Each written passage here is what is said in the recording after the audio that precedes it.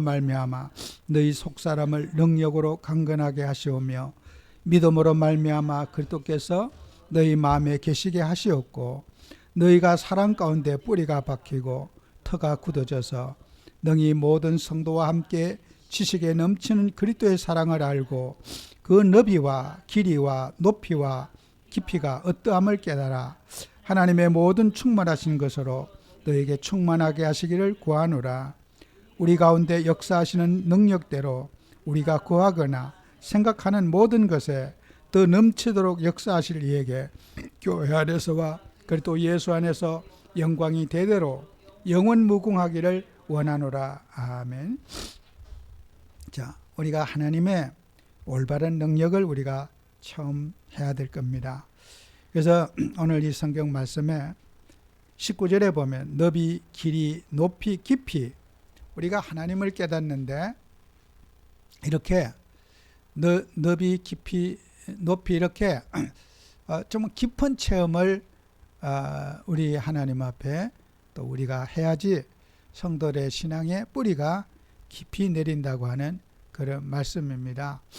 바울이 살던 시대에 헬라의 철학과 또 헬라의 학문은 상당히 발전하고 또 지금으로 상상할 수 없을 만치 그런 아주 체계적인 그런 이론이 정리되었던 시대가 바울이 살던 시대입니다. 우리는 지금 AI 시대다, 어떤 컴퓨터가 발달하고 하지만은 결코 과거에 이런 그 헬라의 철학자들이 세워준 그런 규범과 원칙, 지금도 그것이 그대로 우리 사회에 또 우리가 살아가는 21세기에 그대로 그 발판으로 지금까지 우리가 역사가 진행되어져 왔어요. 그래서 우리가 셈을 하고 숫자를 세우고 이런 수사학, 우리가 덧셈, 뺄셈, 곱셈, 또 나눗셈, 또 이런 그 기초 그런 우리 수학이 발전해서 지금은 뭐 인공위성도 썼고 여러 가지 어떤 그런 응용으로 사회가 지금 과학 문명이 발달을 하고 있잖아요. 그래서 그것이 바로 우리 지구는 헬레니즘 문화의 연속 속에서 지금까지 오고 있는 거예요. 그래서 우리가 바울이 오늘 말하는 여기에 너비, 길이, 높이, 깊이, 이것도 우리가 수학적인 이제 단어지요. 그 시대에 사용하던 단어죠. 그래서 우리가 선의 신앙이 있어요. 신앙도 똑바로 선만 곁눈질을 보지 않고 선만 똑바로 달려가는 여기 이제 선의 신앙이 있어요. 그 우리가 선과 선이 만나는 것이 이제 각을 이루게 되잖아요. 그래서 각을 이루게 되면은 어떻게 해요? 그 각은 이제 그 너비가 있잖아요. 넓이의 신앙. 넓어요. 그죠? 예. 선과 선이 연결돼서 각을 지어서 그게 4개가 뭉쳐지면은 넓이가 나와요. 그 넓이가 나와서 그 넓이가 또 모여져서 각을 이루어서 세워지면은 이제 그 우리가 넓이 이제 폭이 나오고요. 면적이 나오고 그 다음에 면적이 나오면 난 다음에는 또 우리가 부피가 나와요. 그죠? 부피. 그죠? 그 이제 헬라에서 형이상학 이런 부피가 나오는 거예요. 우리의 신앙이 어떻게 돼요? 어떤 사람은 선의 신앙이 있고 어떤 사람은 아주 폭이 넓어요. 폭이 넓다고 또 좋은 것도 아니에요. 그죠? 개인마다 사람의 생각과 이성과 판단이 굉장히 폭이 넓은 사람이 있어요. 어떤 사람은 깊이 생각을 하고 또 전후좌우를 잘 보는 그런 분도 있고요. 그러나 우리는 그런 또 폭만 있어서도 되지 않잖아요. 그 내용, 그죠? 그 부피, 그죠? 그 부피의 넓이의 신앙과 부피의 신앙은 또 다른 거예요. 그죠? 이게 멀티인 거예요. 깊은 어떤 그런 우리가 만질 수 있고 볼 수 있고 느낄 수 있는 그런 그 정말 부피의 신앙, 정말 우리가 하나님을 경험하는데 그런 우리가 이제 영적인 성장을 이루어야 된다고 하는 것이 오늘 바울의 설교 요지란 말이에요. 우리는 이런 것들이 그 시대에 살아가고 있는 사람의 그 학문, 언어의 배경이 이 성경 속에 녹아져 있는 거예요. 우리는 하나님 앞에 신앙하면서 우리는 지금도 그래요. 단순하게 선만 가지고 자기 앞일만 보고 딱 가는 사람이 있어요. 남이 어떻게 되든 나만 살면 돼, 이런 신앙교. 참 그것도 어떻게 하겠어요. 우리는 정말 하나님 믿음의 성수가 뭐예요? 하나님을 깊이 체험하자. 하나님을 이렇게도 체험해보고, 많은 우리가 예수 믿고 하나님을 체험하다 보면은 신앙의 깊이가 굉장히 우리가 깊어지는 거예요. 그 깊은 부피의 신앙을 가졌을 때 쓰러지지 않고 흔들리지 않잖아요. 어떤 사람 조금 삐꿔가지고 나 교회 싫어서 안 나가, 뭐가 못마땅해서 못 다녀, 이래. 그냥 그 사람은 선의 신앙이라서 그래요. 그냥 어떤 자기의 기준에 안 맞으면 받아들일 줄 모르는 거잖아요, 그죠? 그래서 시험 들었다 이거요. 마음이 상해서 나 교회 못 가요.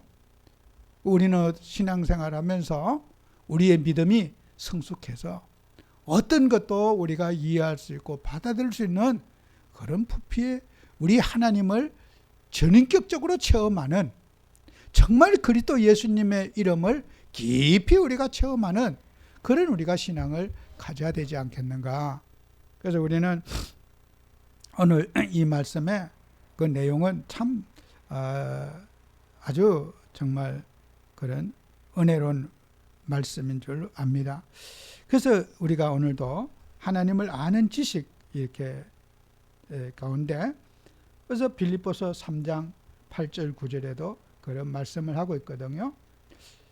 모든 것을 해로 여김은 내 주 예수 그리스도를 아는 지식이 가장 고상함을 인함이라. 예수 그리스도를 아는 지식이 최고의 지식이다. 그런데 그리스도 아는 지식과 세상 아는 지식은 이렇게 대립이 되는 거란 말이에요. 이 세상을 너무 이렇게 알게 되면은 이 일반적인 우리가 사람의 지식들, 학자들, 뭘 연구하고 이런 분들이 참 믿음 갖기가 어렵습니다. 믿음 갖기가 어려워요. 저도 많은 그런 얘기를 들어봐요. 의사분들도 그래요. 우리는 의사들은 예수 믿기가 참 어렵습니다. 그래요. 하나님을 믿으면 되는데 연구하고 분석하고, 그러니까 의사라는 직업이 예수 믿기가 참 어렵습니다. 하늘을 연구해야 되니까, 분석해야 되니까, 뭐 영적인 사실, 사단, 마귀, 귀신, 이게 뭐 분석하고 연구하면 마귀가 어디 있지? 또 연구해봐요. 이렇게 정신과 의사들, 이런 분들이 예수 믿기가 그렇게 어렵대요. 아니, 정신의 문제가 귀신의 역사냐? 이게 사람이 어떤 뭐 트라우마에서 온 거냐? 뭐 연구하다 보면은 그냥 뭐 다 이런 영적인 것에 대한 인정 참 어렵다고 그러더라고요. 대한민국과 전 세계 정신과 의사들이 영적인 것을 이해하면은 의사가 될 수가 없대요.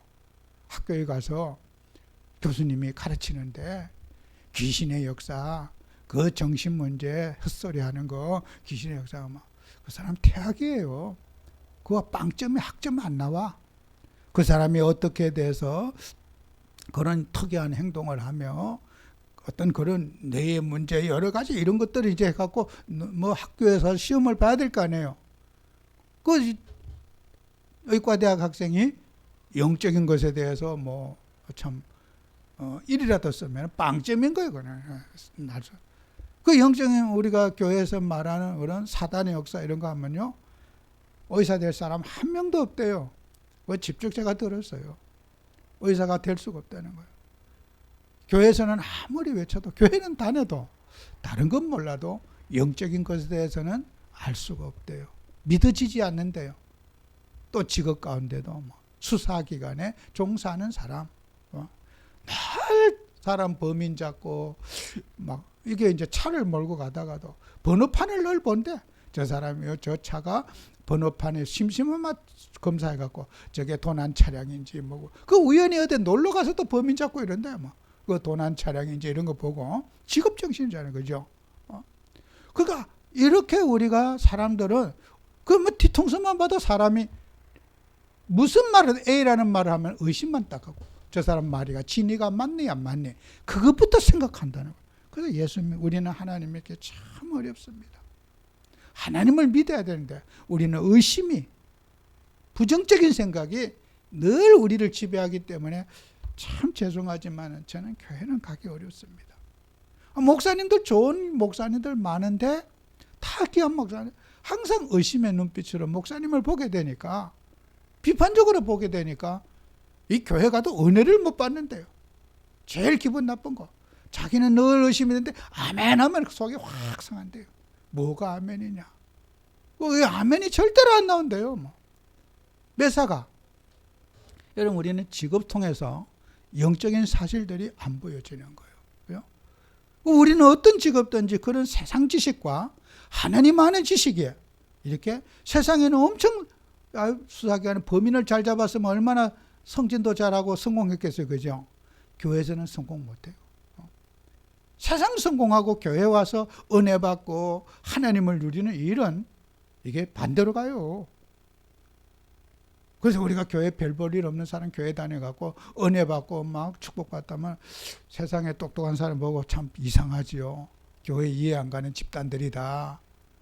맨날 아멘이나 할렐루야 하고 다니는데 어떻게 저렇게 싱글벙글하고 사느냐. 우리는 있어도 걱정 근심하는데 그게 바로 우리는 그리스도 아는 지식을 통해서, 여기에 보면은 9절에, 빌립보서 8장 9절에 그 안에서 발견되려 하면이 그랬어요. be found라고 했잖아요. 수동태잖아요. 발견되게 합니다. 우리는 그리스도 예수 안에서 나의 인격과 인생이 세워지는, 그 나에게 세워지는, 내 자신이 발견되어지는 그 은혜가 그리스도 예수 안에서 있다는 거예요. 성도는 우리는 세상 지식을 통해서 나를 아는 것이 아니라 그리스도 예수 아는 지식을 통해서 내가 그 안에 발견되려 하미니, be found, 대의 수동태잖아요.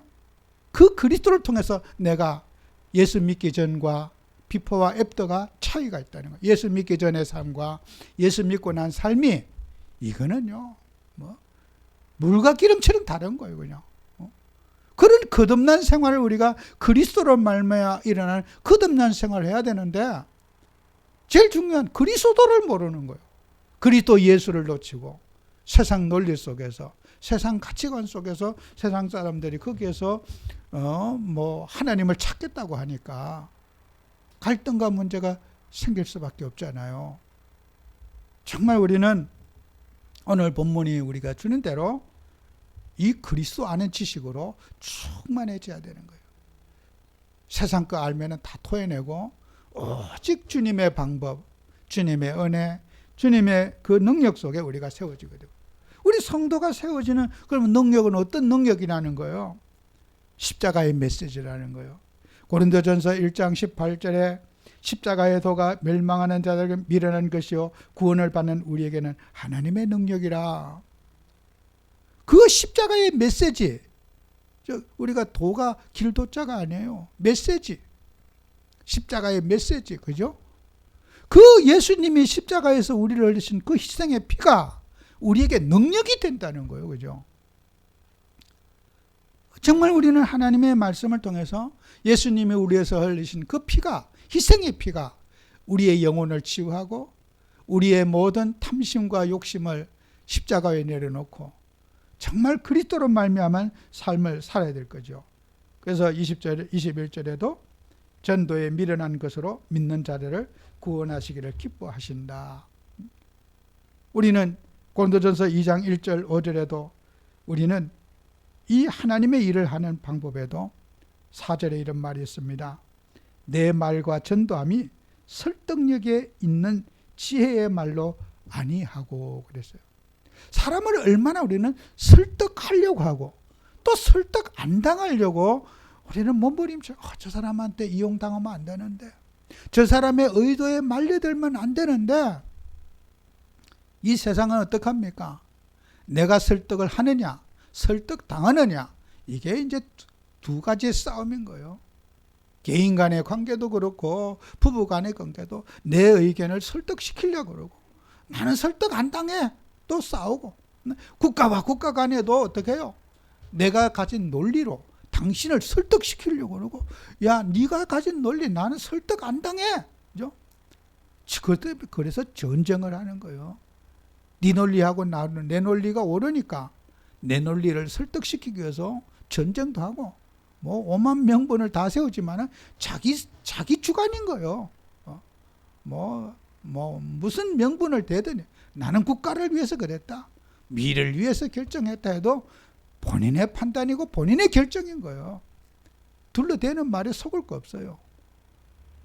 자기의 주장을 갖고 남을 설득시키려고 그러고, 그게 전쟁 아니에요? 우리는 바울이 그런 말이죠. 내 말과 전도함이 설득력에 있는 지혜의 말로 아니하고 다만 성령의 나타나심과 능력으로 하여, 우리가 성령을 힘입어서 성령의 감화와 감동을 통해서 하나님의 자녀들의 마음을 감동해서 하나님이 인간을 설득시키고 하나님의 방법으로 사람을 이끌어가는 그리스도 예수의 방법으로 나는 전도한다, 이런 바울의 고백이에요. 내가 사람의 그런 지혜로, 사람이 가진 방법으로 내가 어떤 꼬여서 내가 변화시키려고 하는 게 아니라 성령의 나타나심으로 능력으로 너희 믿음에 사람의 지혜에 있지 아니하고 하나님의 능력에 있게 하려 하십니다. 여러분, 우리는 바른 능력을 체험해야 돼요. 내가 가진 모든 이론은 다 내려놓고 오직 주님의 인도를 받고 성령의 도우심을 받아서 만남, 우리 대화, 삶, 내 생각에 혹시 하나님의 뜻에 혹시 위배된 게 아닌가, 성령의 생각인지 내 생각인지. 우리는 늘 어떻게 해요? 성령의 사람은 성령으로 우리를 검증해 봐야 되는 거예요. 내가 이런 생각을 했는데 하나님이 기뻐하는 생각인지, 이게 사탄 마귀가 나에게 분쟁을 일으키는 마음을 준 건지, 갈등을 일으키는 마음을 준지, 불안을 주는 마음. 뉴스를 들어보면 불안하지요. 그죠? 전쟁이 나고 기름값이 오르고. 저도 목사인 저도 들으면 불안해요. 왜 불안하지? 편안하지 않아요. 뭐 어디를 보셨다. 불안해요. 내가 기도하면서 내가 이렇게 불안하면 온 국민이 다 불안하겠지. 이 뉴스를 듣는 모든 사람이 그렇겠지. 이 불안을 누가 줬을까? 볼 것도 없지요. 하나님이 그 불안을 줬겠습니까? 그렇지 않았을 거예요. 그죠?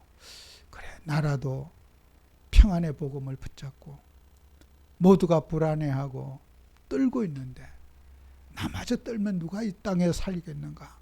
나라도 평안을 누려야 될 게 아닌가? 주님, 내 마음에 평안을 주세요. 내 마음과 생각이 성령의 인도를 받게 해주세요. 나를 불안하게 하는 모든 흑암은 끊어지게 해주세요. 주의 보혈로 내 영혼을 치유해 주세요. 우리가 사람이 살아가면서요, 그런 불안의 정세가 우연치 않게 그냥 파도처럼 밀려와요. 우리가 세상에 사는 동안에 그 모든 사건마다 우리의 영혼이 주님의 은혜 속에 세워지고 그리스도의 능력 안에 우리가 머물러 있어야 될 겁니다. 그래서 우리는 언제 우리가 하나님의 능력이 나타나느냐는 말이에요. 어떤 사람은 예수 믿고 정말 할렐루야 하고 기쁘고 즐겁게 사는데 나는 왜 이렇게 항상 걱정 근심스러운 일이 많은가?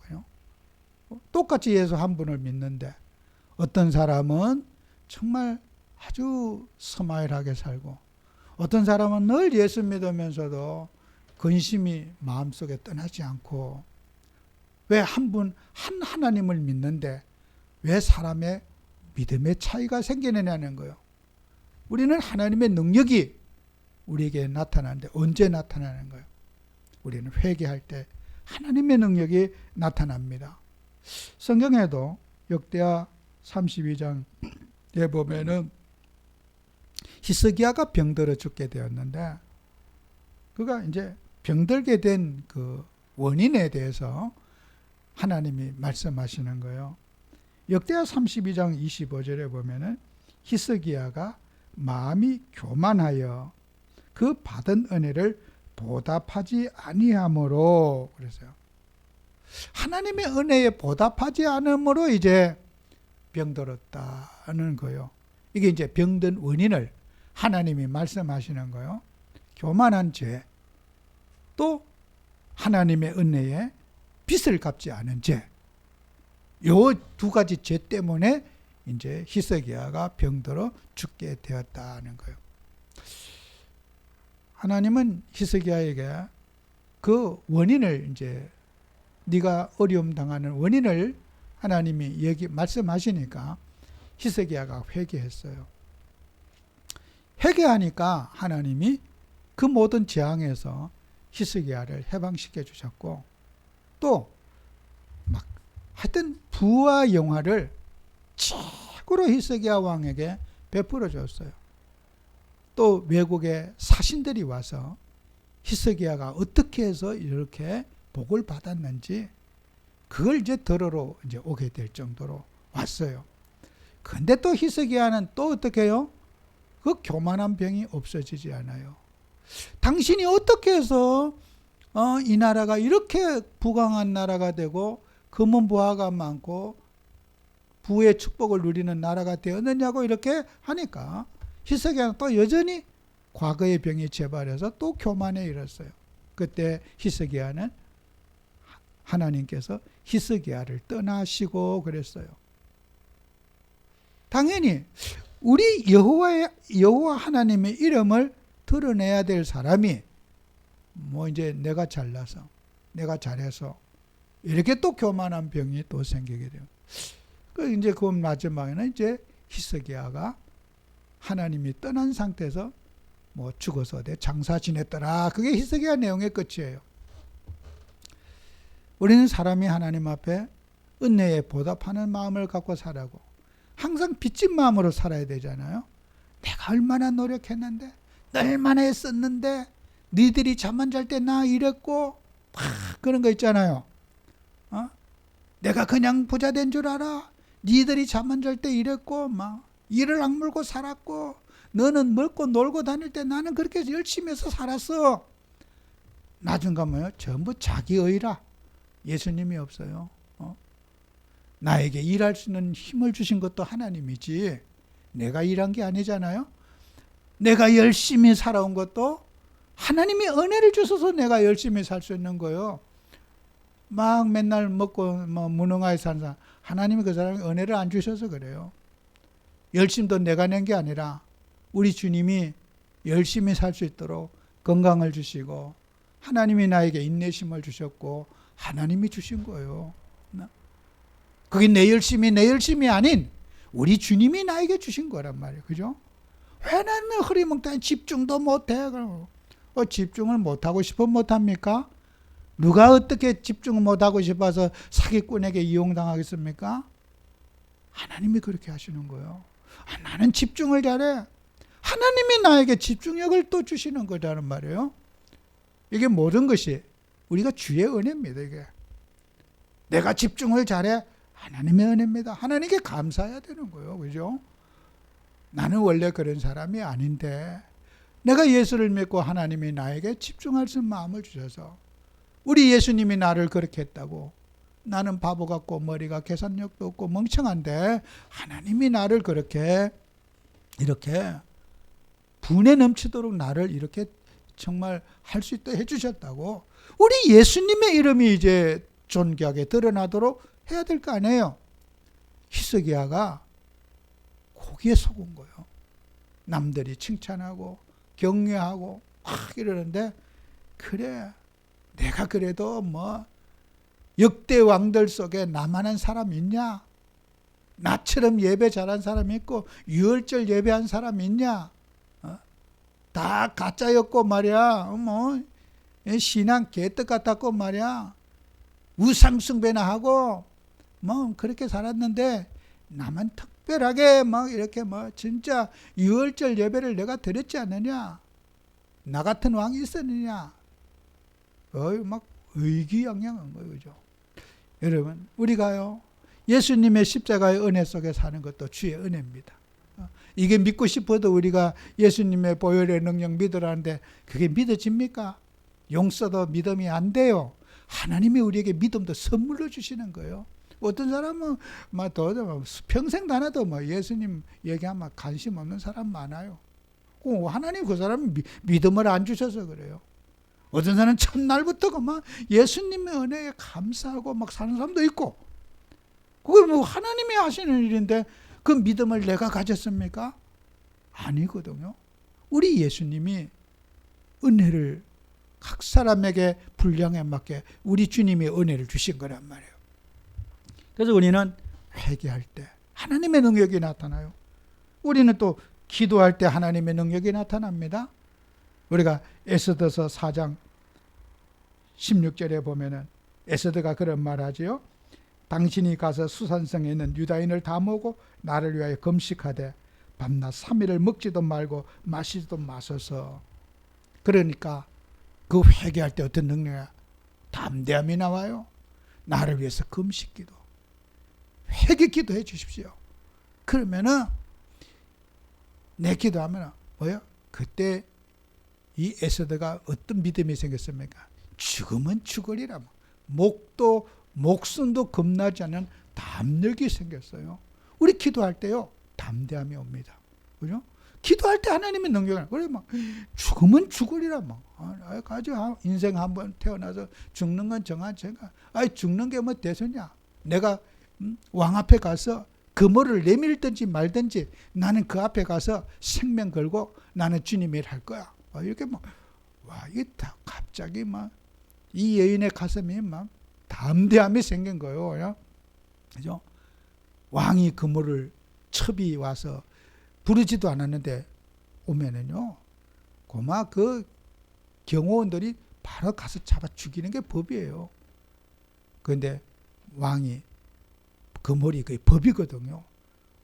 법으로 문제없다. 왕이 그물을 탁 내밀면 사는 거예요. 그죠?